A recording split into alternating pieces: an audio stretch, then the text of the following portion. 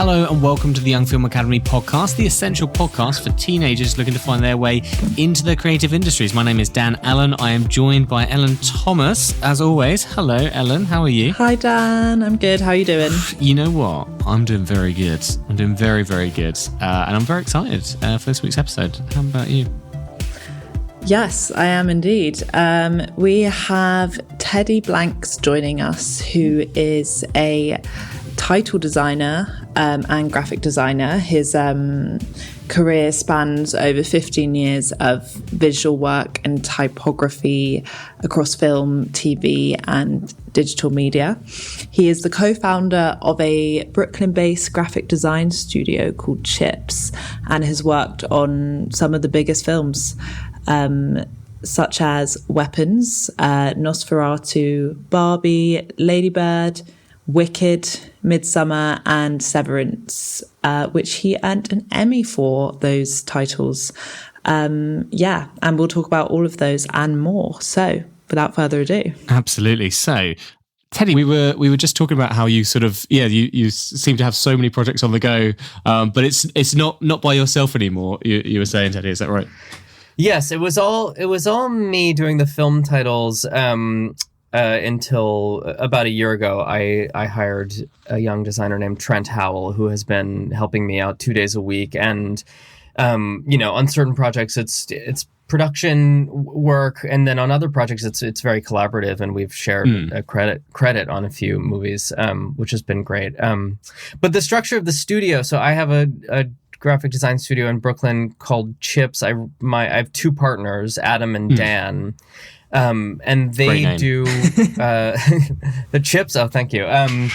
So Adam and Dan so Adam's a designer and Dan is a web developer, and they do together collaborate on a lot of interactive web projects. And then Adam also does branding work and book design and a lot of other types of graphic design. And the film title thing has sort of become my specialty within the studio. So that's kind of my, I would say 75 to 80% of the work I do is in the film world. Yeah. And what makes you the film title specialist in a way? Like, because they do graphic design, like how is that different? And like, why are you there? That's a good question. I mean, I think it's because that's just something that I was very interested in and pursued for myself, and was doing it since the very early days of the studio, but kind of doing it, I wouldn't say on the side, because it was part of everything that we do that's design related is under the banner of Chips, but for the first kind of half of the studio's life, our bread and butter was the interactive projects that Adam and Dan were sort of heading up, and that I was also contributing very heavily to back then. I just sort of got the sense, we were very young when we started the studio, and I sort of started to get the sense a few years into it, wow, these guys are way better at doing websites than I am. That my sort of brain isn't able to think through the whole thing in terms of a system like you have to be able to, and that what I love about film a little bit is that kind of you're just dealing with a rectangle in time, and you're directing the audience's experience in some way, whereas with an interactive project you have to anticipate the audience's behavior and make sure that every little piece sort of behaves beautifully based on its interaction with the audience. So it's actually they're very different skill sets, and I think what's great about the studio is that I am really in awe of their work, and take a lot of inspiration from it. And also I trust Adam's eye so much that, it's always, we're back and forth like, hey, will you take a look at this and let me know what you think? Or, and I think we consistently kind of inspire each other in that way. But because we do work in, kind of two separate disciplines, it's a way of like constantly shaking up the way that we're thinking about what we're doing. So I think it's part of the reason it works really well. But to answer your question, I just was socially kind of in the like hanging out with film people, and I've always just been in love with movies and wanted to work in movies and wanted to make movies, and this, because I was a trained graphic designer, and film titles was always the thing that I was like, well, maybe that's my way in to like how can I be in this business. Cool club? Yeah, exactly. And so that was my way.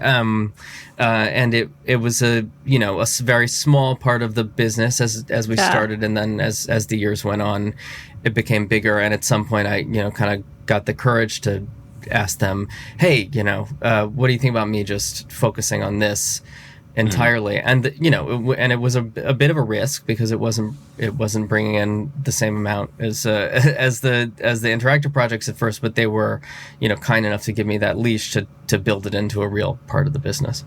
Yeah.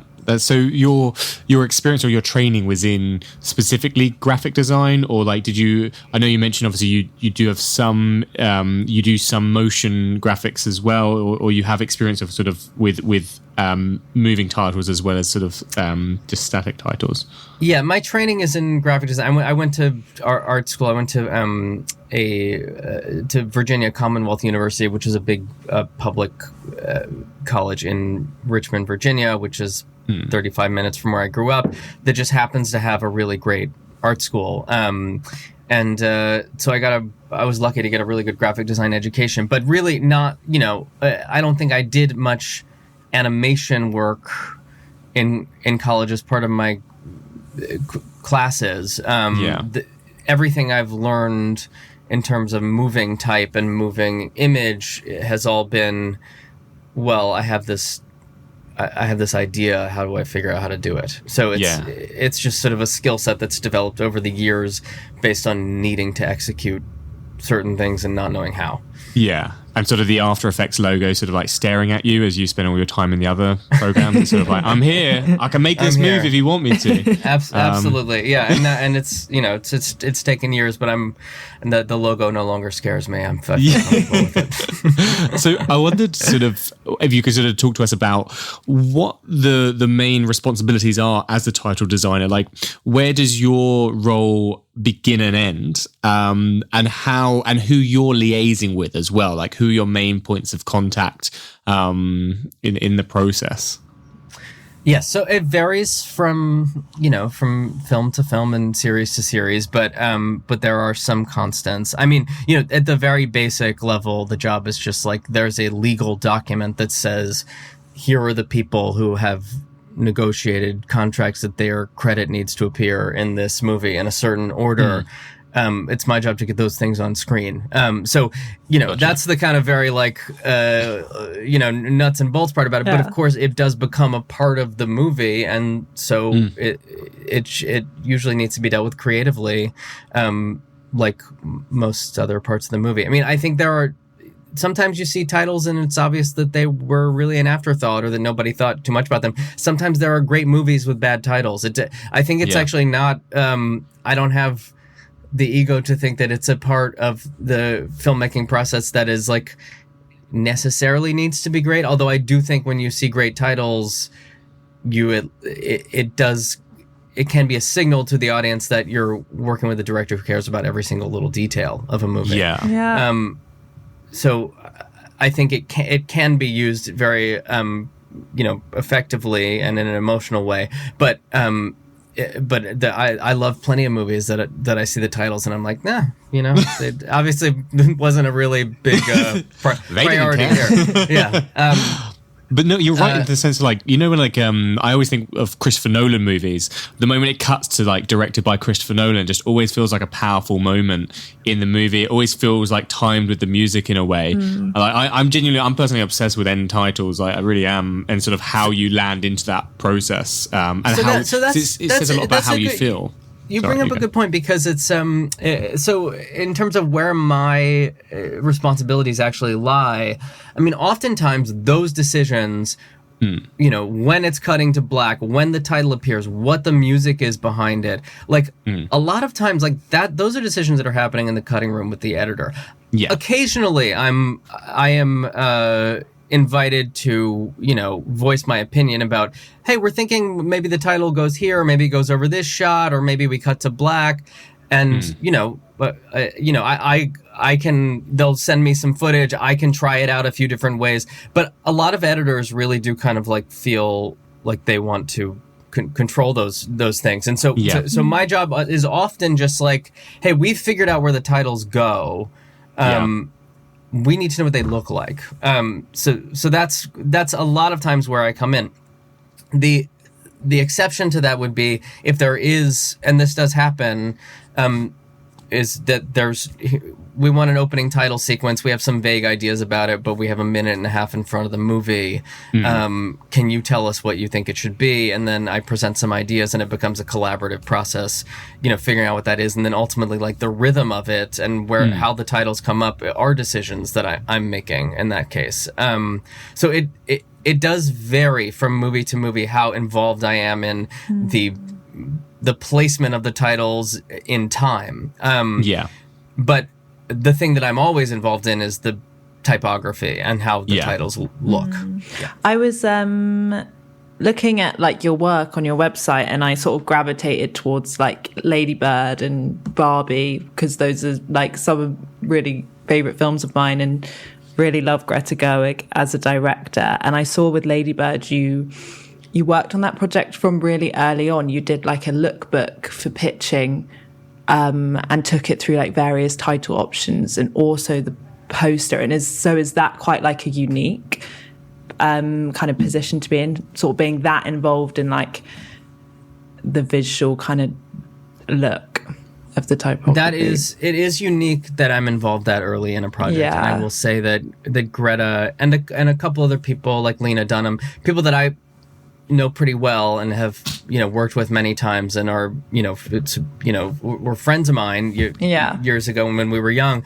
They will bring me on pretty early to figure out things like that. And I mean, I remember for Lady Bird, that lookbook, Greta just brought to my office a bunch of her high school yearbooks and like her schedule, and almost photos like a zine or friends. something. Yeah, and we just scanned them and started kind of laying them out on a website together. And what's great about that is that we, if there are conversations about typography and maybe like a logo that need to happen that early, then you can sort of like, the film kind of has an identity before it even starts shooting. They can put the logo on the slate. So like everybody starts to get used to it. So by the time it comes around to designing the titles for the movie, you're really just talking about, well, what size is it? And how should it animate when it comes in? Because a lot of the decisions have been made already. I think it's a great way of working because, sometimes I'm pulled in to a project pretty late where it's like, oh, we're finishing the movie in a month. We have these temporary titles in there that we've been living with for the entire edit. And maybe they've gotten used to certain decisions they've made. And so it's a little bit harder sometimes at that point to break people's idea of what the title should be if they've been living with a certain thing that they've done internally. But yeah, that is those are, and Greta especially is unique in that even to this day she'll bring me on, like the logo for the Narnia movie is done. Like that's okay. They're not done shooting it yet. They're in the middle of the shoot, but the is that out? Can we see that yet, or is that in a secret folder called Secrets Hidden? It's very secret, very hidden. I can't. I have no. I'm not allowed to. Yeah, exactly. I can't. All I can say is that it exists, but I have no control over when the world sees it. That's very cool. You've touched upon like the title doing work for the film's identity and like its emotional kind of responsibility and capacity. I was wondering if you could speak a little bit more about that. Like, what can you do with a title to sort of, how does it enhance your film? Maybe it isn't necessary, but like what work is it doing for you? It's a good question. I mean, I think it can, one big thing it can do is signal genre to the audience, because I think we all kind of have certain ideas of what what fonts and what type styles and what colors sort of indicate what we're looking at. I think the title for a thriller is very different than, the title for a romantic comedy per se. You can also use those, preconceptions that the audience has to flip something on its head, or lead someone down a path that it's that you're going to pull the rug out from under them. So I think it can signal genre is one thing. I think it can be I think it can just put something I believe in is that it can just be beautiful. Like it's like it's just an opportunity for beauty. I mean, obviously, like production design, cinematography, lighting, all of that stuff are other opportunities for beauty. I think there's no reason why the title can't be as well. And then I think there are things like, I really believe in doing a lot of research.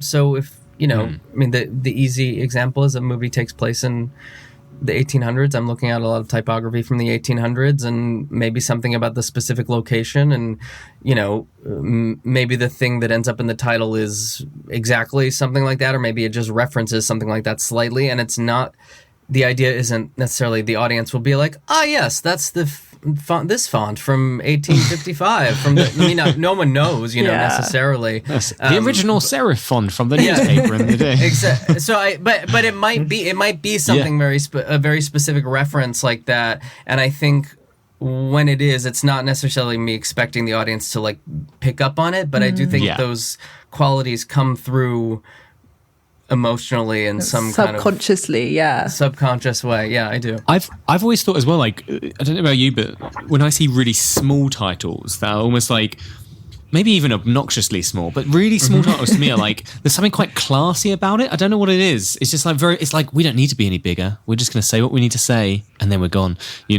I don't know about necessarily for like the main film title, but just for the rest of the film, I don't know, like how much. I've also seen really big titles, which I love as well, when they just span the whole screen. And I think there's like a power to both of them. Is there like a standardized baseline that you sort of always go to with something like that, or are you always finding a different size? I think size is also, I'm glad you brought it up because it's another thing that can kind of affect your emotional experience of the title. It does for matter. Sure. I mean, I say something small where the letters are very spaced out can have sort of an elegant, like cold, feeling. And then, a title that really like smacks you in the face and fills the whole screen, obviously, it can really announce a movie in a fun way or a scary way. I tend to go big. That's just my taste, I guess. Sometimes I try to fight against it. Sometimes it's not worth fighting against it. I think titles have, gotten as... And it's partially just a result of the technology. You used to have to make titles by, shooting a, type that was printed onto film, like in a black and white contrast, and then using an optical printer to composite that onto the film. Now, you can just type it into a computer at any size you want. So very small titles were harder to read because the material would, break up. So I think like as we've gotten into the digital tools, the titles have gotten smaller. Which is partially why I'm always looking to old movies for inspiration. So I tend to like big titles because movies used to have bigger titles in general. Yeah. Are you sort of presenting options as well? Like when you are sort of trying to find the sort of the look and the flavor for each film, do you go with this is what I think it should be, or do you normally go with like 3 or 4 options and let them, like the director or the producers, decide? One of the best parts of not being the director of the movies, I don't have to make those decisions. So, but to me it's just like I will design as many versions of it as I can think of. And then be like, it could be this, it could be this, it could be this, it could be this, and then completely leave it up to them. I mean, if there's sometimes I'll land on something where I'll be like, I think they should pick this. I think this is great. And then, I have my sort of tactics of subtly just make the font size bigger on that one, influencing decisions and talking them into things. But like with everything, if film is very hierarchical and it's the director's call. So I think what's fun about that is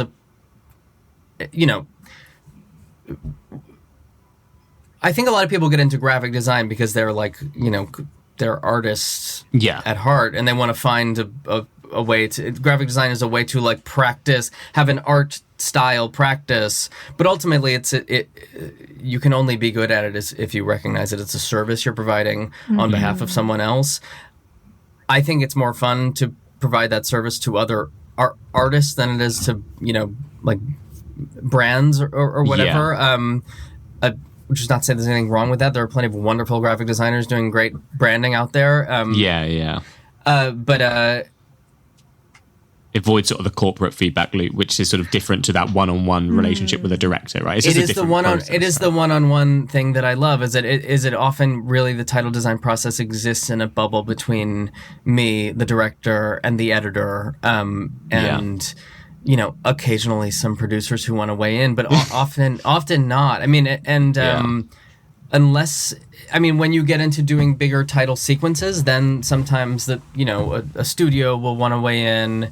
Certainly in TV, there are a lot more clients. It does become kind of more bureaucratic because you have the network and you have the showrunners and you have executive producers and a lot of voices in the room, but something beautiful about the filmmaking process is really like how hierarchical it is. Like the director is a sort of a dictator and they are the person that you're going with, but it does make that kind of collaboration, it can be small, which I think is always very fruitful for good design work, is that you're really just trying to do something that represents what one person is trying to say to the world.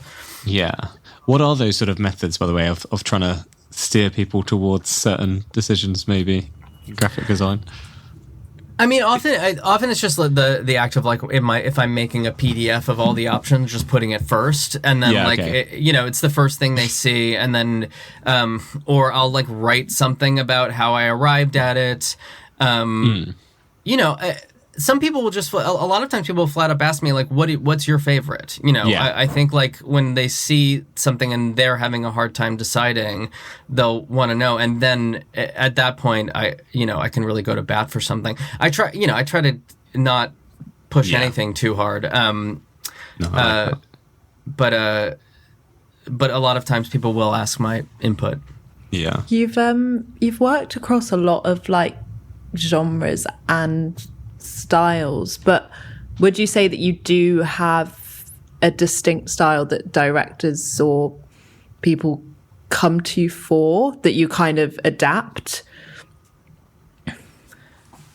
I hope not. Or do you think you can do everything? No, it's a good question, because I think there are some graphic designers that I really love where you come to them because they can do this one specific look or thing that nobody else can do, that they've really developed. And that's all, almost more in the kind of tradition of fine art, where someone kind of develops their own personal style. I think I have certain tics and methods and, eras of typography that I go back, for instance, a lot of my stuff looks like it's from the 70s or 80s. It's because I love a lot of the typography and a lot of the movies from that. I kind of can't avoid it. The way that type was set, really, with the letters really super close together in that era, is just very attractive to me. And I sort of like that. If there's anything that defines like a style that you could pick me out of, for instance, this was just it's interesting. The only project that I've only worked on the marketing campaign and not the movie itself, but the recent Wuthering Heights, the new Emerald Fennell movie. So the poster and trailer all have this font that I designed that was actually based on a 1920 adaptation of Wuthering Heights, the poster for that movie. That's actually... It's a totally lost film. The you can't see it. It's it like burned in some fire. No copies exist, but the poster exists, and it's a really interesting, kind of hand done title on the poster, and I kind of developed that into a font that they could use, and also, with some alterations. But it was funny because it came out and I had like 5 of my friends text me and be like, "Is this you?" Because I do think that even though the font was from the 20s, I kind of 70s-ified it, and it looks sort of like a trashy romance novel cover, and I made the letters it's a great really close font. together. I watched the trailer the other day, and I was like, "That is a great font." I'm not even joking. So I'm so I watched that as well, and I was like, "Holy moly, these titles!" And I remember as well. Obviously, her previous film had like a really bold Gothic fonts choice as well. And I literally I didn't work on her on any of her previous films, but I agree, they're great titles. Yeah. But this is what I was wondering. It's like, when I saw the titles on the new film, I was like, how does her films and her teams keep finding fonts that I feel so unfamiliar yet so cinematic, is sort of how I would almost describe them. Like, I would never have thought to go for that Gothic font in like a film context, and they would even have it over visuals as well. Like, it's a really strong visual choice. And again, I was just like, I don't know, there's like a visual identity almost like to the typography of her films, but it's so cool sort of hearing that you worked on that for this trailer as well. So could you talk about what that process is of sort of finding those sort of fonts, but also like what makes some quirky fonts or interesting fonts cinematic and what makes some not? Because I've tried to put some quirky fonts over some films before, and the results are sort of mixed, is how I would say. I don't know if any fonts are more inherently cinematic than others. I think it's how you use them, and how you the spacing between the letters, the size, the color, where it's placed on screen. I think it's all of those things. That kind of contribute to the what makes them feel cinematic. Yeah. So do you reckon you could do a poster with like webdings? Do you reckon? Webdings? Yeah, maybe. Sure. Wingdings, webdings. Wingdings. Yeah. Wingdings. Or webdings might also be a thing. Hold on. Webdings. There's definitely a font. Is that a symbol font? Actually, there's a famous example of this. Really? The magazine designer David Carson, who designed a lot of famous magazines in the 90s and was very, kind of at the forefront of like, well, now that type is digital and we can do anything with it, let's really kind of like explore all of those possibilities. And he would, do weird spacing and cut up type and overlay type and use really type as kind of a abstract, like painting or something. And I forget what article it was an interview with somebody in this magazine that he was art directing, and he thought the text was so bad and unreadable that he just set it all in wingdings and called it a day. So that's how it went to print. There was an interview with somebody, and the whole thing was in wingdings. Oh, did that sell well, that article, do you reckon? Or did it? I mean, it's a famous piece of graphic design, so I don't know how well the article sold, but it certainly made its way into the design history books. Yeah. So what's sort of that process? You start with finding that font. You said it was in like a 1920s font for this trailer for Wuthering Heights. And then what are you doing to it? Is your job just to find the font? Because I think there's like some texture to it, or I remember there's quite a lot of noise involved in the like grain. I remember sort of.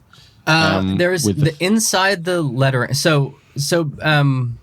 I mean, in this case, I did a lot of research for the Wuthering Heights thing. I sent, there were probably 10 different options. That was probably if you look up Wuthering Heights Wikipedia page and then go to the adaptations, the first film adaptation is 1920. You click on that. The poster that I got the font from is right there in the corner of the page. So, and it only exists in that low resolution JPEG. So that's what I had to kind of start with.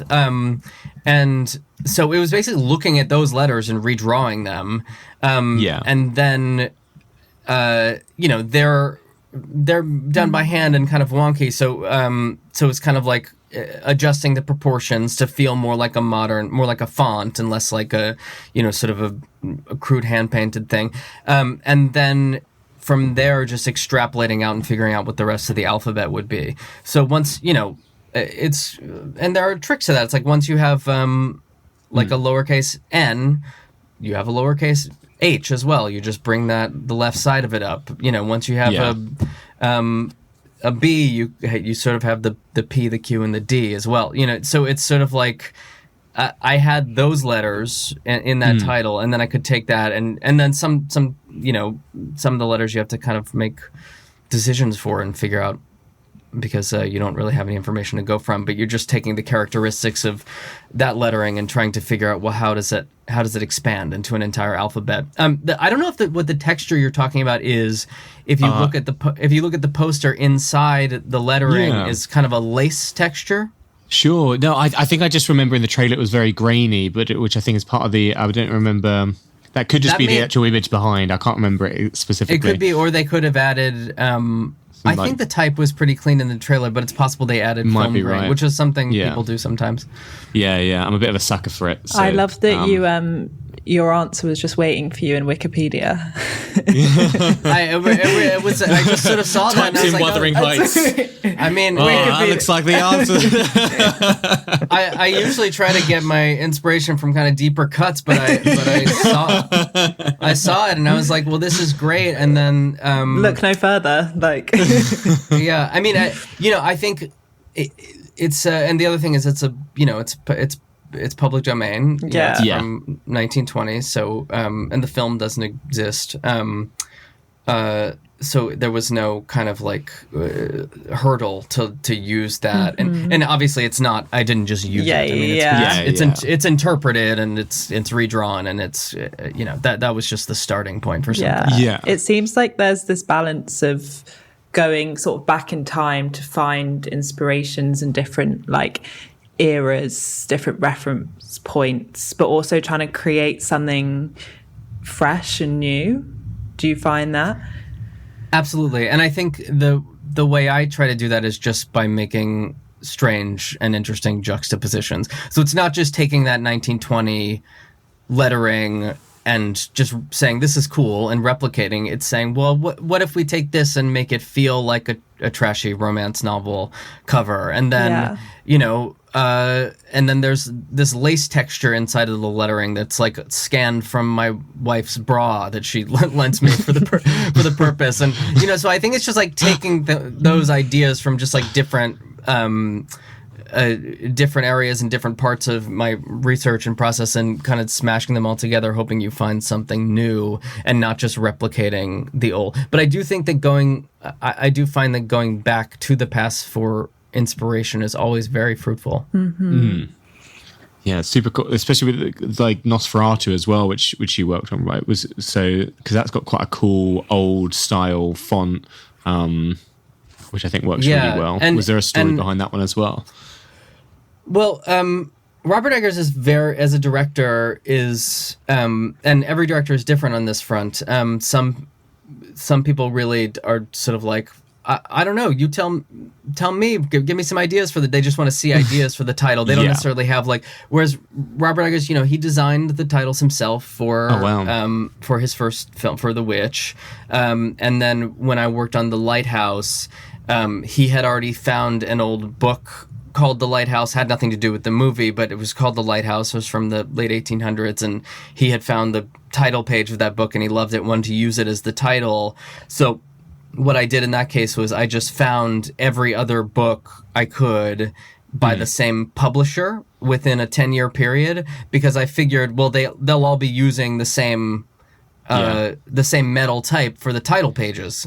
And I was right, all the title pages have the identity. So I was able to then get together an entire alphabet, actually multiple of each letter, so that I could swap out if a title had 3 A's in it, I could use 3 different A's with each slightly different old printed texture on it, so it looked very like, kind of genuinely physical. But all of my work on that movie and on his movies in general is an extension of an idea that he's already brought to the table. So that sort of gothic thing that's in Nosferatu was definitely something that he wanted to do. Yeah. And I think he had one title in the cut that I'm not sure what it was, some font that he had found that was in sort of that style. And then there's a design studio called Thunderwing that had been hired by Focus Features to do an initial marketing title for the movie, which you can see the original version of it in some of the very, very early teaser posters. And that was another thing that I had that he sort of liked. And then there was the third reference that he had shown, which, you know, I think was, he wanted me to look at the way that the signature was written, Nosferatu's signature in the movie. There's some handwriting.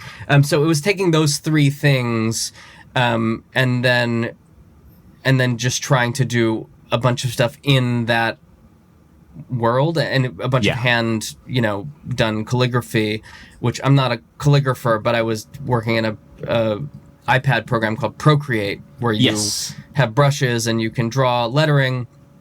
And the thing, it should be said, the thing that the final title treatment, it does, I would say, hew closer to that initial marketing title done by Thunderwing, but it has a few, little flourishes I gave it, and the spacing is slightly different. And then the rest of the type in Nosferatu, I think it's actually not too far from what we did for The Lighthouse. If you look at the actual end, main on end credits, and we call it main on end credits when the main credits, the main names are at the end of the movie, instead of at the beginning. Okay.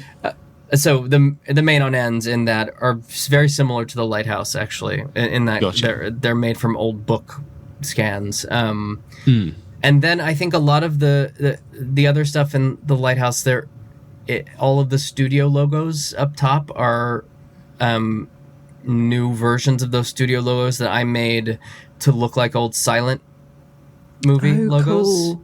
Yes, So the Universal logo is actually the one from 1925 or whatever. Yes, I cleaned up, and then Focus Features obviously didn't exist in the silent era, so it was trying to come up with a logo for them that could have existed in the silent era. So I think that he didn't. Obviously, it's a modern horror movie that was a blockbuster and intended to thrill modern audiences, but I think he does have that genuine love for the original Nosferatu and that silent era, and I think that we were trying to inject a little bit of that and the German black letter and the gothic feeling. And it really is just a commitment to the vibe. Like when you're looking at the poster or the titles, you're immersed in that. You're not kind of taken out of it by a modern logo or something. Absolutely. I love that whole thing. I'd love seeing sort of when the logos are sort of adapted and changed for each movie. I think it's such a cool way of saying this is what this film is. It's sort of taking that familiar logo that people will have seen a bajillion times before so many different movies, and then just doing twists on them. They used to do that a lot with like Universal, I feel like did quite a few of those over the years, and Disney. The Disney always changed it for like the Tron films as well, which is always quite good fun. I always remember the Warner Brothers logo and the Tim Burton Batman. I feel like was kind of its own. Oh, what did they do in that one? I feel like it's just like very dark and foreboding. I feel I haven't recorded a podcast episode with so much like Googling on the side. Like every time you mention something, I'm like, wait, what does that look like? Do you make a font for each film? Is that normally how it works out? Like you're never just going Times New Roman for this film. It's always like a different spin on it. Because I know horror films, a lot of them are sort of those slightly more serif fonties, aren't they? With that sort of are in the vein of Times New Roman, but are they always generally their own thing? Like Weapons feels like quite a classic font, but I'm sure you'll tell me that is not the case. Weapons is a custom font that I drew. It is, but it is. You're right. It has. I mean, it's not. I'm not reinventing the wheel there. It does have, it is a classic looking serif font. There are a handful of fonts that I took direct inspiration from when I drew it, but it is a custom font. I don't always do custom typography, but more and more these days. I mean, in some ways it's sort of just like, it was a way to just shake up my practice and start, to learn how to make a type on my own. And I do think that it does give a movie something special if it can have like its own font, its own lettering that is specific to that movie that no one's using for anything else. And it really harkens back to like the early era of film titles where people were, painting them by hand, and each title was like its own literal piece of like art that someone had made. So I think but occasionally I will just license and use an existing font, and it will just be about the, the way that I use it. But I do enjoy doing custom typography for movies. And what is that technical process? Are you hand drawing it? Are you like using software? I don't know a thing about it. I use I use Illustrator, which is an Adobe program to do that. You work with vectors, and then I use Glyphs, which is a program that you make fonts with. And then sometimes it is, I've done a handful of titles that are handwriting or hand drawn, and those I'll use Procreate or something like that. So yeah, it's good. And that's, sometimes it's like I will go back to an old type specimen book and scan a font from, long ago. And that will be working in Photoshop to kind of clean up those letters and use them. And I'll do that sometimes if I want to have the texture of the lettering remain, the kind of sort of physical quality. So it changes from for each project, the methods. And are you working strictly with typography? Because I was looking at the Severance titles, which is like they have sort of graphics and images. Is that your domain, or is that like a collaboration with someone else, or were you strictly? Well, the Severance opening titles are that sort of 3D animation with all that crazy stuff. So that's all done by this guy, Oliver Lotta. He's his company is called Extraweg, and that is really Ben Stiller discovered his work on Instagram and hired him to make that sequence. And I really did just design the typography and figure out the placement and the way that the type interacts with that image. But that whole sequence is him. There's another thing for Severance that I did at it's the end credits for the final episode in the second season. That's kind of a simpler, sort of Saul Bass style animation that does have a lot of imagery with it's if you know Severance, it's the main title has a thin horizontal line right above it, which is sort of a it's supposed to look like a boring corporate manual from the 60s or 70s or something like that, this sort of modernist very simple look. So Ben Stiller, said to me, what if for the end credits of the final episode, we do like a Saul Bass style animated sequence, and it's all about that line. So that line, draws itself across above the name like it usually does, but then something else happens. And that was the starting off point for making that sequence. So I do dabble in sort of imagery and illustration and animated stuff. The stuff you'll see of mine that's representative is usually fairly geometric and crude. It's not, you're not seeing a lot of, I'm not doing CGI really. Although occasionally there'll be kind of a 3D element that I can throw in. But yeah, so I don't just do typography, but it is most of what I do. Yeah. Sure. So with when you do, obviously, you mentioned so most of it is the typography side. That when it is sort of does have motion, do you scale up and do you have a bigger team for that, or is that is something that you still do yourself? How does that process work? Mostly, in-house. I mean, me and then as I mentioned before, my employee Trent also helps with some of the animation stuff. But yeah, I mean, for years it was just me. And then if I got, in a real pinch, I had a couple of freelancers that I would sometimes come to where I would have tried myself to do some animated thing and was not satisfied with the results and would call in somebody that I knew could, I could give the direction to, and they could just do it in, with their eyes closed or whatever, someone that just had much more skills as an animator than I do. I have called in, people to do specific discrete tasks, but I don't staff up. I don't have like a team of animators. I'm not, I don't think I'm as effective when I don't have my hands on the work. So I wouldn't know how to work in that way. And does the titles as well, does your remit extend to the scrolling credit, or does that become someone else's domain after you've had sort of the on end? I do try to stay involved in the end credits, nice. Because to me they are an extension of the work I'm doing on the. Yeah, you don't see everyone else coming in and being like, well, that looks like Comic Sans. Okay, we'll go Comic Sans for the for the scroll. They are. I will say they're very. It's a very. They're very involved. It's a real headache. There are like constant, changes. Oh, this person's name is misspelled. Oh, we actually need to add this person to the production assistants. We forgot to add that. It's as those things are happening every single day. It's a new list of changes or adjustments that need to be made.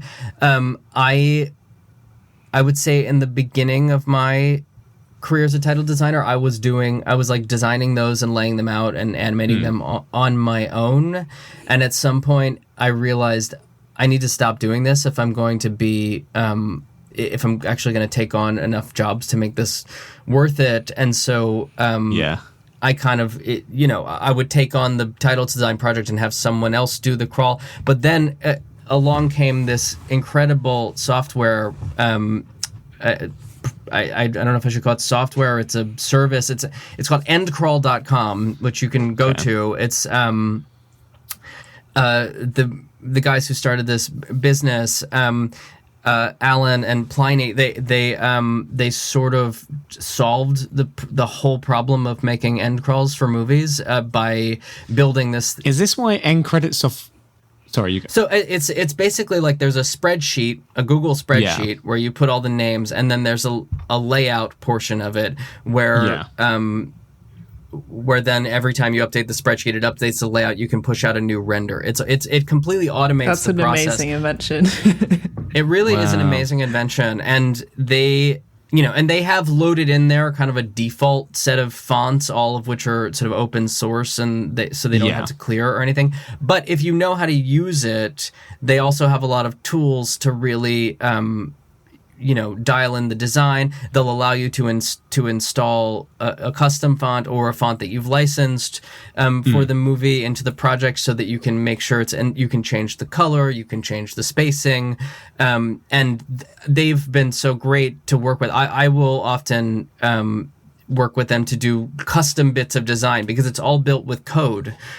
So they, so if I have an idea for something I want to do with the end credits that isn't built into their, normal template, they'll help me, kind of build that custom.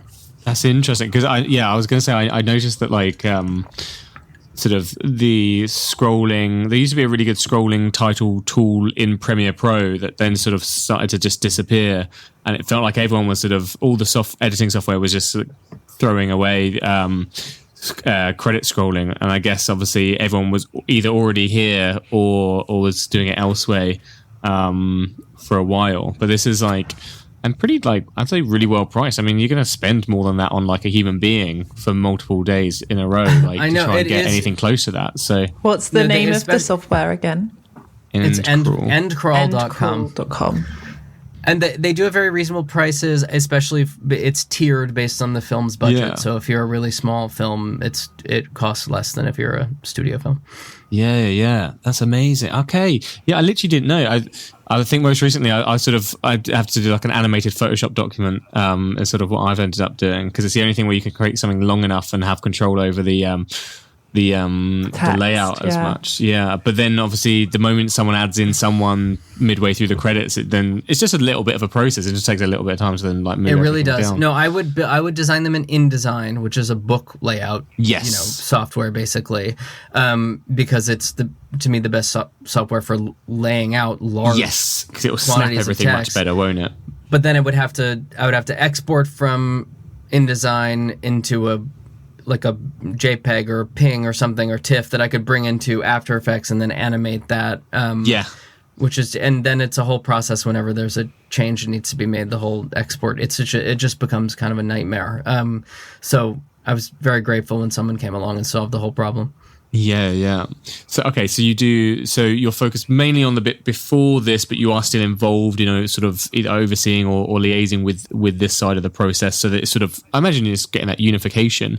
Has your process changed? I feel like recently in the last few years, opening credits have sort of come back, and there's been like a real big resurgence of opening like title sequences. Has that sort of had an impact on sort of your role and what you've been asked to do for films?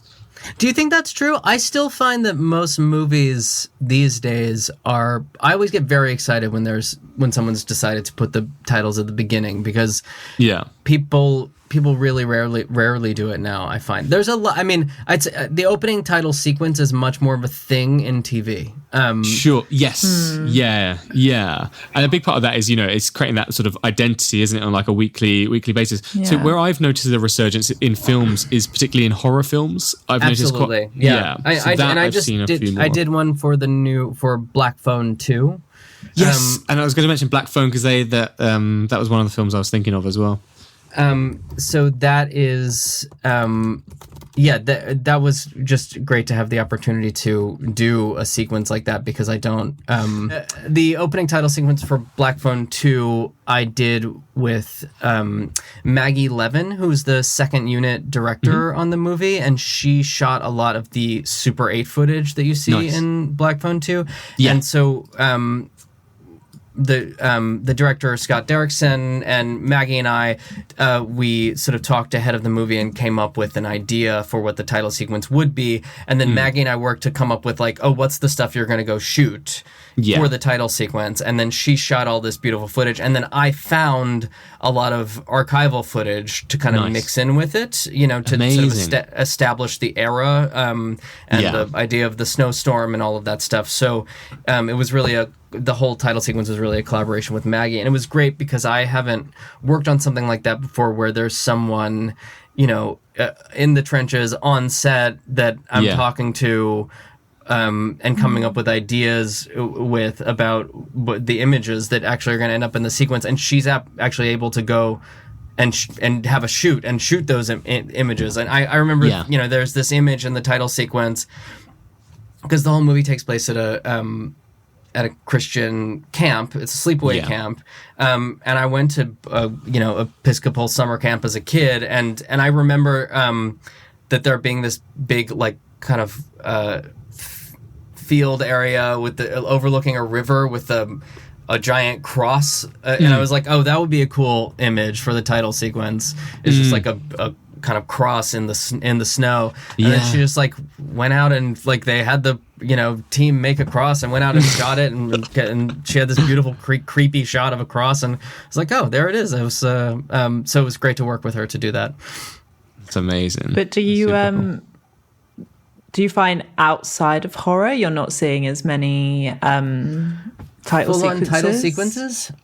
I mean, I did a title sequence for Barbie, but it's not an opening title sequence. It's at the end, and it's not even a main title sequence. It's actually part of the end credits, but it's all the boxes, old boxes, Mattel boxes of the old Barbie dolls that I sort of cut up and animated.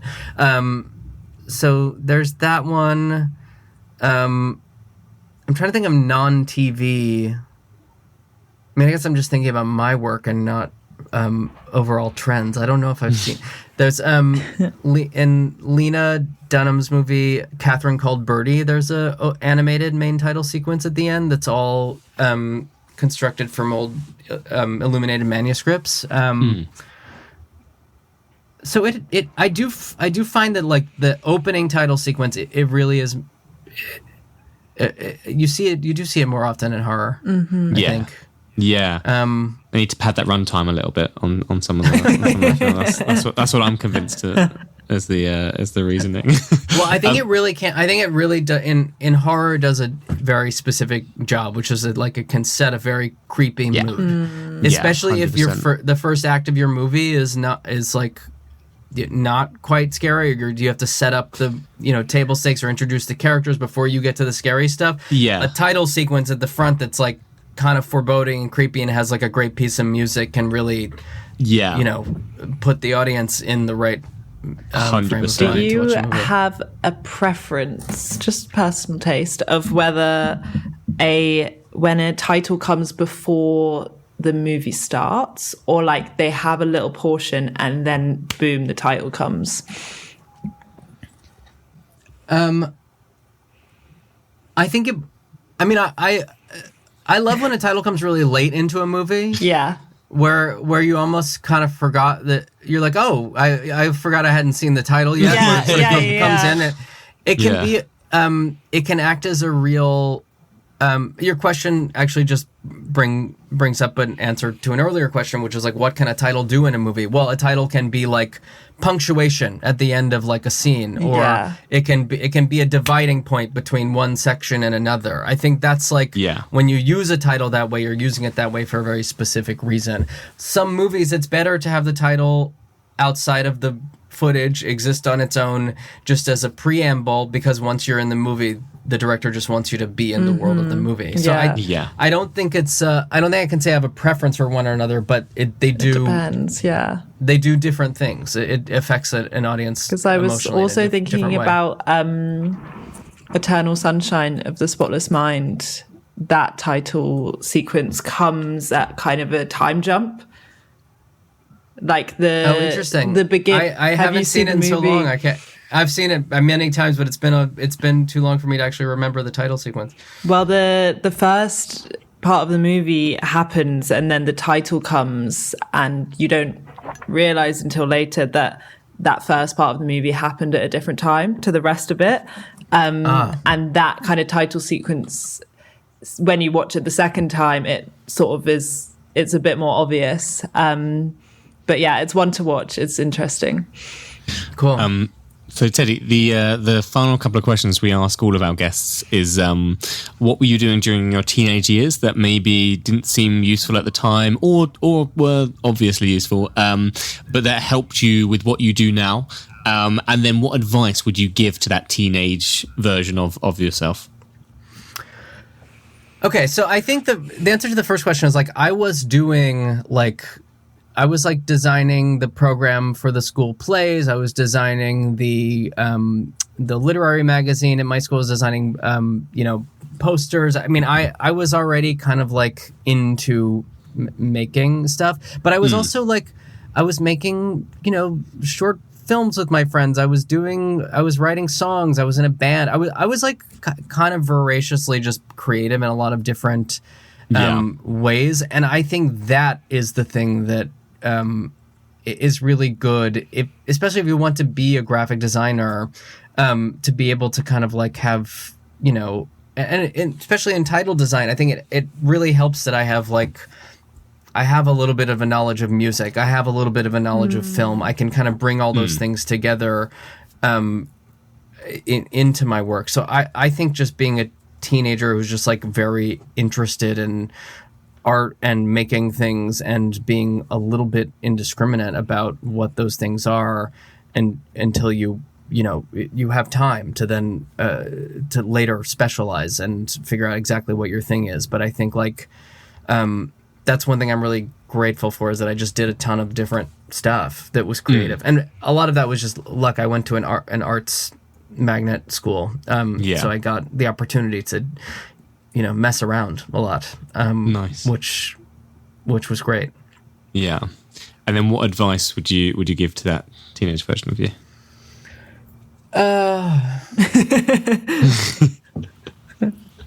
This goes so many different ways is how I would explain it. So there's no right or wrong answer. Some answers are very holistic, some are very practical. Some people end up unpacking some trauma. We've had a couple of mentee bees on the pod. I would say read more. If I really were, I think I wish I were more. I loved reading as a kid, and I, because I did go to art school, and that became my specialty. I think like I did miss the part of college where you just like have a literature class and you just like read all the great books and you sort of learn in that way. And I've always been like slightly envious of people who had that liberal arts education, but you don't need to go to college for. All you need to do is read. It's a habit that you have to form and have. And whenever I am able to kind of stop and, spend some time and, I read Madame Bovary last year for the first time. Really knocked me out. Like there's a lot of classic novels that I haven't read. I just would. That would be my advice to my teenager self. Just like develop a habit. Read more. It's really it's so helpful for any artist making things to be very well read. I think, and I'm not as well read as I wish I was. Yeah. And is libraries a good place to find? I know you mentioned obviously finding references in older books, which I imagine they're books you can't always get off Amazon. That's true. Is that where you go? I go to the Met Library sometimes. There's also like great. I mean, being in New York is great for like. There's the Cooper Union has the Herb Llewellyn type archive, so I can go there and look at the work of like many great graphic designers. There's also the Internet Archive, which has an amazing collection of like scanned old books that you can borrow for a time and take screen grabs from, and they really have such an amazing collection of just old ephemera and so I'm just like constantly looking at old book covers on that site too. It's a great way to go deep on any subject. Nice. Amazing. Well, Teddy, thank you so much for your time. It's been absolute treat. Thank you so much. Oh, it's my pleasure. Really thank you so much for having me. We've learned loads. Oh, good. Can I just ask, actually, very last question. Is there anything that when you see in other people's titles, you're like, oh God, why have they done that? No, I support all my colleagues' work, and I think that's the right answer. It was a test. Everything is wonderful.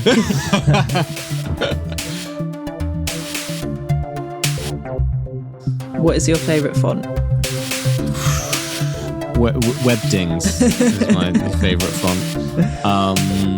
No, I'm actually a sucker for Times New Roman, and that might be main answer. You're a traditionalist. But I work in horror, so those sort of types of fonts are like very useful. So if I don't know what font to go for in a movie, I generally would just always go back to Times New Roman. What about you? Do you have a favourite font? I do, and I'm trying to find the name of it. I like Calibri, what font's that? It's pretty okay. But yeah. I remember being given an assignment in that font once, and I just thought it looked so nice, and I was like, I'm going to do all my writing in this font now. Yeah, I like it. Is that a default one for like Microsoft? Seeing a lot of Microsoft. Yeah, it could be wording related to Calibri.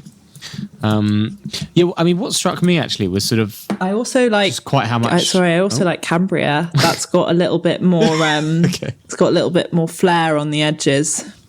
Yeah. So, do you know the difference between serif and sans serif typefaces? I do actually, Dan. You do. Very cool. So. Sans means without, right? So it's like without like the edges on the end of the letters. Yeah, exactly. So like Times New Roman, for instance, is a serif font because it's got those little flicks and flourishes on the edges. Yeah. Whereas something like Arial and Helvetica are sans serif fonts because they are without the serif. Are you serif or sans serif? Depends on the day of the week. That's what I'd say. I think I'm serif. Yeah, you're serif. I think I'm a serif person as well. I think, if I said Times New Roman, then I kind of have to be a serif guy, don't I? But yeah, what struck me is sort of how much knowledge and expertise of sort of the whole fonts and industry thing there is. I think it's just to deliver something like this, to deliver text for film. You got to know your fonts and know your sort of like graphic design history. I'm always sort of impressed. I know a couple of graphic designers, and I'm always sort of impressed with like the scale of their knowledge in their craft. I think that typeface and fonts is similar to like architecture in terms of different eras and different places have different styles. There's like a whole history there to be explored. Yeah, absolutely. Ellen, we have a question. This is from Mark. Now, Mark's question has actually already been answered, but Mark, we wanted to give you the shout out anyway. So Mark wanted to know what's the best way to do end credits for a movie, and I feel like that was answered quite bang on in the episode by Teddy, and we learned about endcrawl.com. Obviously that does cost money for short films, but you can obviously do the InDesign method that Teddy mentioned. Obviously I did I do something similar in Photoshop, but InDesign is probably better for like aligning things up and things snapping into place. So yeah, Mark, thank you for your question, and obviously if anyone else has a question, do send it to podcast@youngfilmacademy.co.uk and we will be sure to answer it on a relevant episode. But yeah, thank you very much for joining us. Yeah, thank you so much everyone. We hope you enjoyed it. Absolutely, we certainly did, didn't we, Ellen? We did.